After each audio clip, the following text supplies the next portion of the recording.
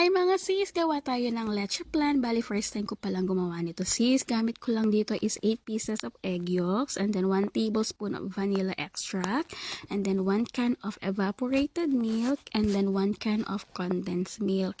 Bali, nakita ko to sa YouTube kaya sabi ko try ko nga siyang gawin.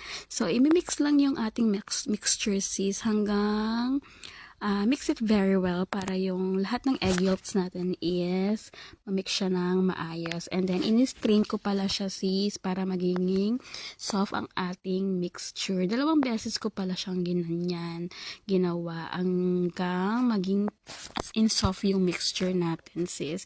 Ayan na siya, ready na yan. And then, next, ang ating gagawin is yung sugar caramelized para sa bottom part ng ating baking pan. Wala akong makitang ranella, so baking pan yung ginamit namin sis. And then, ayan na nga, ayan na siya. Yan yung outcome kasi nilagay na namin. Hindi ko na nabidyohan.